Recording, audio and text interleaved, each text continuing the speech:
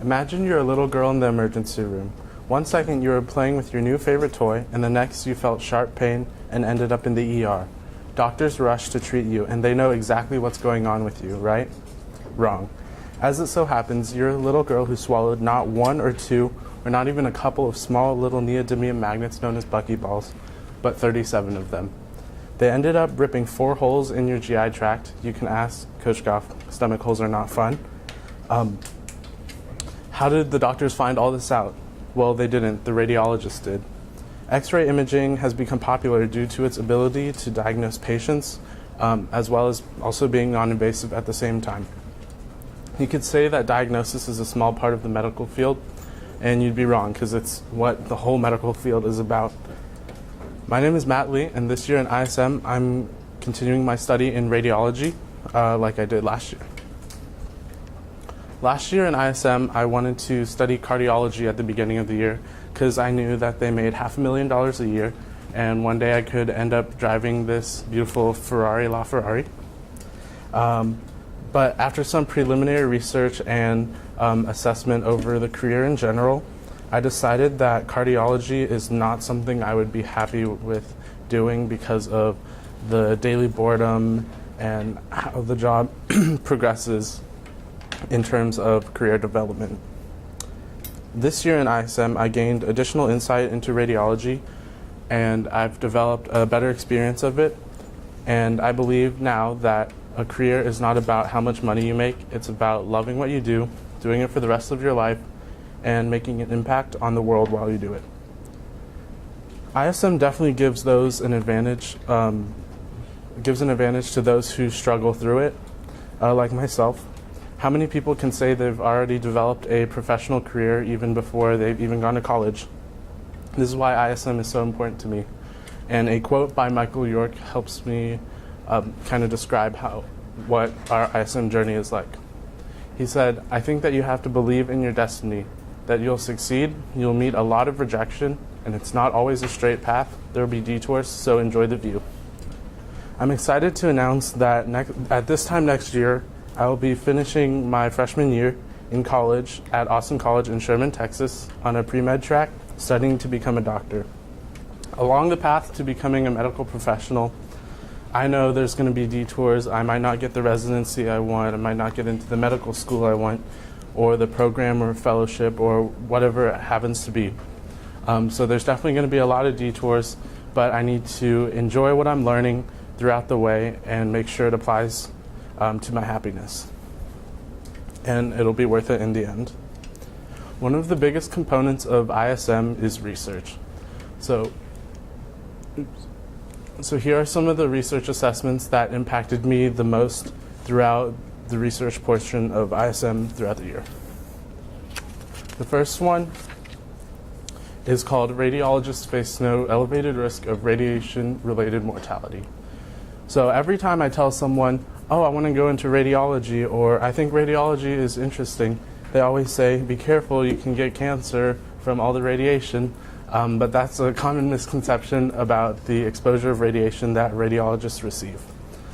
A lot of people don't know that the radiologist doesn't actually perform the scans. Those are radiology technicians. That's what my aunt is. A radiologist reads the scans and diagnoses what the patient actually has.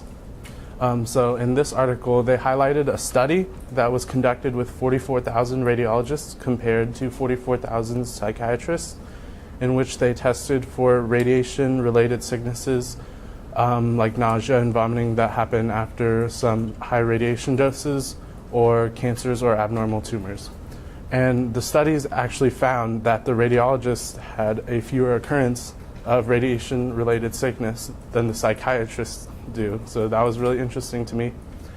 And so that just goes to show how radiology is becoming a safer field each and every year. And one of the ways that I saw this in my interviews and throughout my shadowing is these really cool radiology or radiation detection badges that everyone wears. The first time I saw this, I was actually really disappointed because they were doing a fluoroscopy and you had to have one of these to go in the room to watch, so I wasn't able to watch. But I thought it was really cool that it could detect how much radiation you're receiving. The next research assessment that impacted me a lot was the antidote for radiology errors. Through this article, I learned that a lot of radiologists are actually punished for their not exactly malpractice, but common mistakes that anyone can make while reading a scan. And the article mentioned 3 ways to fix these errors so that radiologists wouldn't fear being punished and they would continue to do the great job that they've always been doing. So the first is the checklist solution. Just like pilots in a plane check off the landing gear, the flaps, and all the aerodynamics of the plane before they take off, this solution offers insight into how radiologists can check off specific portions of an X-ray before they send it off and reveal the diagnosis. So for example, Dr. Riley, who is my mentor, whenever he looks at a lumbar vertebrae scan, he'll start with the spinal column and move outwards and check off each thing that he does as he does it. The next really cool technological feature is computer-aided detection, or CAD. So I don't know if you can see, but in this picture, there's little highlighted areas. That's actually from CAD, and they can highlight areas of abnormality so that it can bring interest to the radiologist's attention, and they can look in that area for something that might be abnormal. The third, and sadly least used method, is the double check method.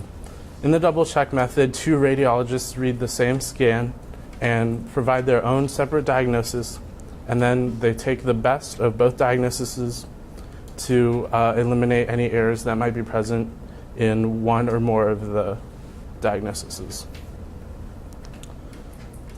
The next research assessment was, has technology ruined the radiology profession?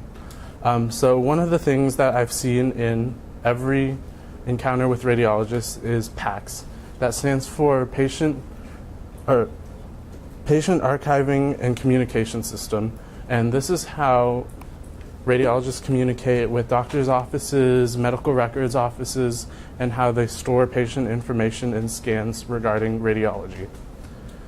So one of the downfalls of this system is how it's brought the expectations up for radiologists. In an interview I had with Dr. Malloy from Centennial Medical Center, he said that expectations have risen exponentially, and that referring physicians want quantity over quality of scans. So what this means is the referring physicians actually want the radiologist to read more scans because of PACS, because they think it's easier for a radiologist to read scans since they have so much access to past scans and current scans can be read faster. Another cool thing about technology, how I think has helped radiology, in fact, is visual pattern recognition. This is very beneficial for the patient, but it's kind of actually scary for radiologists. In visual pattern recognition, computer software can actually detect certain things like pulmonary embolisms and diagnose them. So it's kind of like computer-aided detection in that it can read the scan, but with this it can actually diagnose the patient as well. So it could potentially replace radiologists in the future. Through this year, I've been really lucky to have a great mentor, Dr. Riley. He graduated from Texas A&M Health Science Center College of Medicine in radiology, and he decided he wanted to specialize in neuroradiology, and he did so at UT Southwestern here in Dallas. He works for a company called RC&D, which stands for Radiology Consultants of North Dallas, and they're a group practice of about 20 to 30 radiologists, and they work at offices such as outpatient offices such as Preferred Imaging. There's a location right down the street next to the new Andy's Custard, and there's also one in Richardson, one in Plano, one in McKinney. They're everywhere. So he gets to rotate through all those different areas, as well as Medical City Dallas, which is one of the big hospitals in the area. Some of the really important things that I've learned this year from Dr. Riley is that I want to specialize just like him in whatever field I'm going into, even if it's not radiology. I want to specialize because I've seen how much he's dedicated to a specific area of research and not just the overall radiology, but really into neuroradiology. I also want to perform some procedures. For example, Dr. Riley read scans most of the time, but he'll also do some small procedures like injecting contrast into hip joints or elbow joints under fluoroscopy to see the movement of the patient. I've also learned everything about everything neurological that you can think of, everything about the spine and the brain. At the beginning of the year, if you asked me what foraminal narrowing was, I would have thought you were speaking Latin. But through everything like he's taught me this year, every time he says something, I type it out in my notes, define it, I know what it means already. I also learned that there's a need for communication improvement, and specifically this is between the radiologist and the referring physician, which is the primary doctor that the patient sees. And that leads me to my original work. So in my original work, I knew that I wanted to benefit all three parties involved in radiology. So this includes the radiologist, the referring physician, and the patient. I knew I wanted to elaborate on what I did last year, which was building the bridge between the patient and the radiologist. So I thought, what better way to address this issue but then by building the bridge between the radiologist and the referring physician. So what I actually created was a communication protocol that the radiologist and the referring physician can follow. I think it's lagging, but there's one there. So I created it for both sides, for the physician and for the radiologist, so they can follow from the start of a conversation to the end of a conversation to make sure they hit all the highlights and make sure they ask the correct questions regarding a patient to make sure no information gets lost or misunderstood.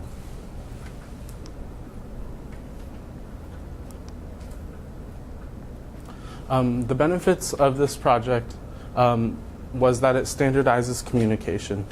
So between the radiologist and the referring physician, there's often a lot of discrepancy in what they each want to cover. So if both parties follow the communication protocol, it would standardize the communication and this would decrease the errors, specifically latent errors, which are small errors that are impactful but can be easily taken care of. And it also saves time because one party won't be talking about something that the other party doesn't necessarily care about. And the next thing I want to talk about, our next big project, was the final project. So what I wanted to do is address an issue that radiologists have on a daily basis that affects their workflow. And these things could be like ergonomics, which disrupt a radiologist's workflow by their comfort, or little interruptions by nurses or phone calls that might bring them to stop what they're doing. And so I created a quick survey on Google Forms that I can send out to Dr. Riley's contacts through RC&D and also other group practices in the North Texas area, which was the group I was aiming to benefit the most. So some of the questions I asked, I wanted to target outpatient and inpatient. So the first question says, on any given day, what are the most common things that hinder you from having the best possible workflow in the outpatient setting? And so I repeated that also for the inpatient setting. One of the things I needed to make sure when I was writing this was to make sure that the survey was not too long so that I would get a good yield of responses and no one would look at the survey and say, I don't have time for this, and just bypass it. Another thing I really wanted to hit was I wanted to come up with at least 2 examples for inpatient and outpatient from each radiologist that took the survey. And I also provided some examples so that they knew what I meant in case the question wasn't clear enough. So this is where I would have some of the survey responses. Unfortunately, the survey is still being conducted right now. And so I would talk about what I think is the most important based on the survey responses. And personally, from where I am right now, I'm thinking it's ergonomics. So with the responses, I want to then create a solution to the problem. So let's say it's ergonomics. I would create maybe like a keyboard that can help the radiologist have less hand fatigue, or a monitor stand that reduces eye fatigue, or a chair that reduces sciatic pain or something like that. And then this was where I would be putting my solution of the most important issue to the North Texas radiologists. Throughout this year in ISM, I've been really happy to grow myself as a person. I've learned so much about communication skills, especially between medical professionals. So that's what led me into my original work. I've also learned a lot about time management and building yourself as a person for career goals. And that's why I'm excited to announce that I want to be a radiologist. And each and every minute that I've spent in ISM this year has been meaningful to me. Thank you. That was terrible.